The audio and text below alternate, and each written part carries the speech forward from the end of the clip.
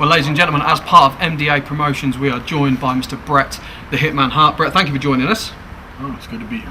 How are you enjoying the tour so far?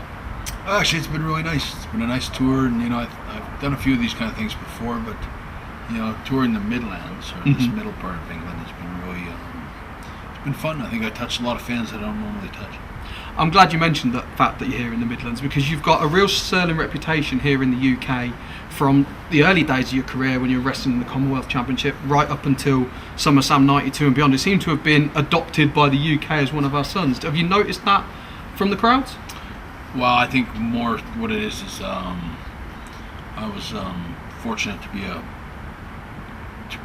a wrestling hero to them as they were a lot of kids in England, girls and boys growing up, and older people and grandmas, and I was I think somebody that all ages identified with, and especially here in England, I had such an amazing fan base here that's still present today.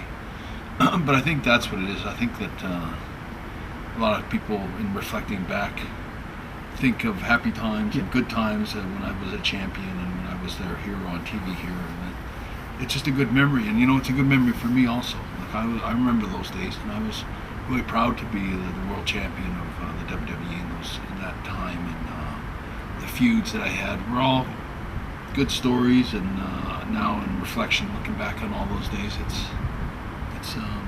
a good thing. I would also say that the Hitman character himself was a role model and someone the children and the grandmas could look up to as a solid representation of a professional. Would you agree with that? I always tried to be, and not just during my career, but I think I've a lot of fans, I think, relate to after my career and things I accomplished or fought back from my stroke and my concussion injury and making peace with WWE, for example, or just a lot of things. I think people have always liked the path I chose for myself, and that I represent myself well, and I carry myself well, and I haven't changed over time. I'm not one of those tarnished heroes like, say, Hogan, or like so many of them in wrestling that have drug problems and things like that. But I'm a good example, I think, in a lot of ways, of somebody that survived wrestling and lived to tell about it, and lived to tell good things about it. On that though, was there anything that you would have changed? There's a few things I'd probably, if I could redo them, I'd probably try to redo them. I wish I'd never left WWE in the first place. I think that all of us, maybe if we could have worked something out or compromised in a different way or found a different solution to that day and getting through it, would have been better for everybody in the long run. I know it would have been better for me. I've always felt a little I wouldn't say guilty, but I've always thought that if I'd been in WWE when my brother Owen's accident, or before it happened, I don't think it would have happened. And I know people might think, oh, that you can't always say that, but I really do believe that it would have changed everything. And it's just one of those unfortunate little things that happens in life. But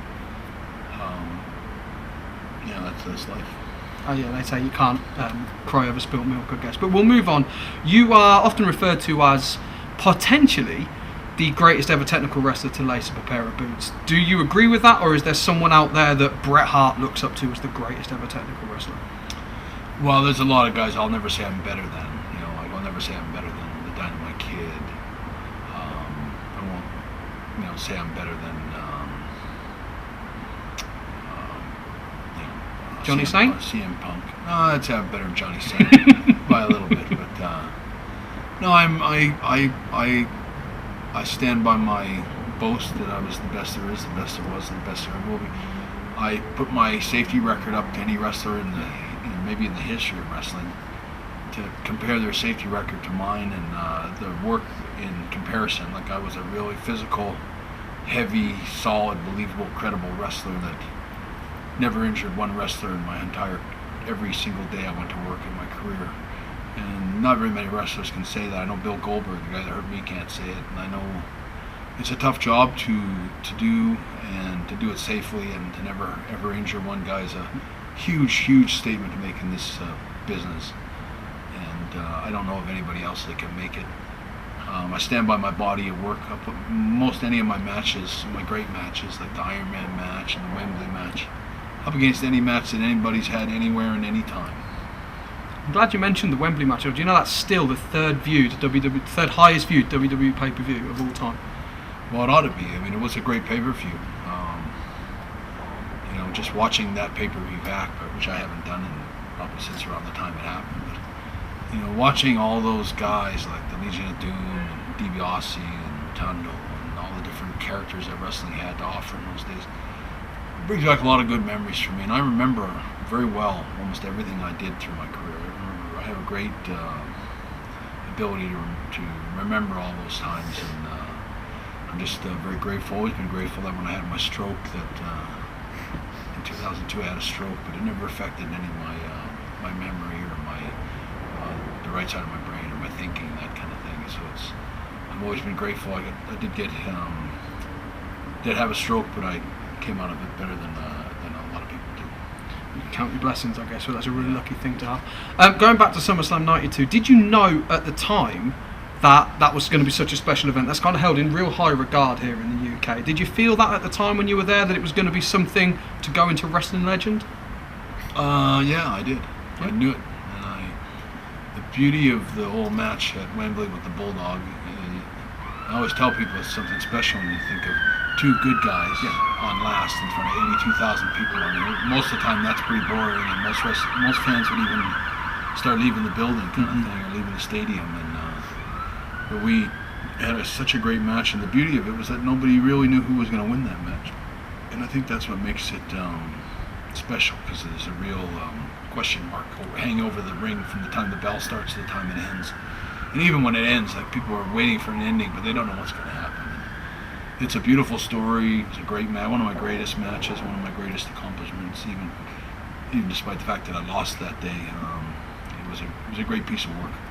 For me, that was the first time in my knowledge and experience there was a real life story going on around it, obviously with your sister and the Bulldog's wife, and there was the whole story she was tearing the Hart family into. Obviously it's storyline, but that was my first instinct as a wrestling fan of seeing the outside storyline going on, being played out in a match. Was that a conscious decision that you boys put in? Was that an element of just giving something extra to the UK fans, or was that...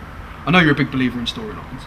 Well, I think it just was it was like a seed planted. I mean, if you go back to the early or late 80s, even, like Jesse Ventura and Bobby Heenan and Gorilla Monsoon and different announcers always spoke quite a bit about my father and the dungeon and where I came from and my background, and that I was a great amateur wrestler, and that I was, the son of Stu Hart. And they kind of gave me a lot of build-up, and then when I won the Intercontinental title with Perfect in New York, the SummerSlam in 1991, I think.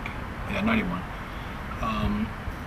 They also tied in my dad there at the building, and so my dad and the Hart family started to become part of my storyline, and people started to understand through fans and whatnot that Bulldog was my brother-in-law, and it was just a case of let's make use of this story rather than trying to hide it all the time. And I don't think it was ever a conscious effort to make the Hart family say part of the storyline, but in the end it was like a natural path to take. Is there, moving on a little bit, is there any wrestler out there from any period in time that you would love to have grappled, like Bret Hart versus, what would have been your dream match? Oh, there's lots of them. I would love to have worked with John Cena. I would love to have worked with Punk. I would love to have worked with Daniel Bryan. I would love to work with Cody Rhodes. I would love to have worked with... And there's other guy I would love to work with Goldust. I would like to work with Undertaker a few more times. I would love to have one last battle with Steve Austin. Would have been great. I would love to have worked with him in his prime. And then even Shawn Michaels. I know we had our issues and how I left in the screw job and all that stuff, but it would have been nice if there had been a different ending that day, and that we, say, had 3 or 4 big matches over the next 5 years. We could have had another Iron Man match somewhere else. That would have been huge. We had lots of great, like in '97, before I got screwed over, I delivered, I think, the greatest matches of my career. I delivered Steve Austin, I delivered that Stampede pay-per-view, Undertaker at the SummerSlam, the Patriot, and a bunch of other pay-per-views were all solid. I won the Final Four, won the title for the 4th time that winter, I think. And I just think that I delivered some great matches, and I was really trying my hardest for the company to really give them what they were paying for. And I just wish that the whole thing had never happened. But I think that if I'd been there in '98, '99, I would have had some great matches with a bunch of those guys like Undertaker and Austin and Shawn. Who knows? There's so many guys. Even Kurt Angle would have been a great match for me. Brock Lesnar would have been a great match for me. My one would always been Gorgeous George. A young Bret Hart versus a Gorgeous George would have been a great match. Yeah, I mean, I think it would have been a great match, but it's really hard to kind of pit an old worker like Gorgeous George. Wrestling changed so much from 1955 when he was in his prime, say, to 1985. It's two different worlds of wrestling. The styles and 1955, a drop kick in the stomach was a finish. So, I mean, it might not have been the greatest match, and it'd be awful hard for someone like me trying to tell Gorgeous George how to work, But in fairness to those guys from that generation, guys like Gorgeous George and Buddy Rogers in particular, even Pat O'Connor and Lou Thez, they were huge influences on me as a kid growing up. I was fortunate to watch most of those guys growing up and see them up close. And so, if anybody could have worked with a guy from the 50s, it would have been Bret Hart. Well, that was my choice. So my final question, and every interview I've ever done in my entire career, I've asked this question: who is your favourite wrestler and why? My favourite wrestler is me, because I was the best there is and the best there was. But aside from me, because I really do believe that I don't take a backseat to anybody in the wrestling business. I believe my stuff stands on its own. And I haven't yet to see the guy that can push my name, can lick the salt off my name anyway.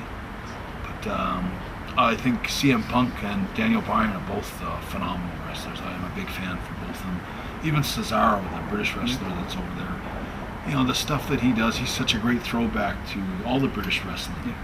I love the British wrestling and the style that it was, and I like that. And he's different than all the other wrestlers because he brings back that British wrestling, and he's one of my favorites. And Punk and Daniel Bryan both were so innovative in their last few years that I watched them both. They've just Daniel Bryan has always reminded me a lot of my brother Owen. Picked up a lot of Owen's kind of good-natured sort of personality, and a lot of Owen's kind of moves and nip-ups and stuff off the top. I see a lot of Owen and Daniel Bryan, and it makes me feel good. And Cesaro, Dean Ambrose of the Shield is one of those. I think he's right up there with Roddy Piper. He's different than all the wrestlers that ever come down the pike. He's a different character, and he's more about the details of wrestling, facial expressions, and that look in his eye, and getting up in the right and coming to his opponent like he's going to kill him. And, he has great dramatics about his wrestling matches, and I love that about him. But in today's wrestling, there's some great wrestlers. I think Cody Rhodes is a great wrestler. I love his work, his punches, his kicks, his moves are solid and believable. And for most second-generation wrestlers, we take a lot of pride in the next generation following, being like their fathers. And Kurt Hennig's son is another one. Even Bulldog's son Harry, I love their work. I love that I wish that for a lot of these second and third generation wrestlers that their fathers were here to enjoy them, and I do my best to try to support the ones that I knew their fathers really well, like Perfect and Bulldog. That seems a perfect way to wrap up this interview. Ladies and gentlemen, Mr. Bret Hart.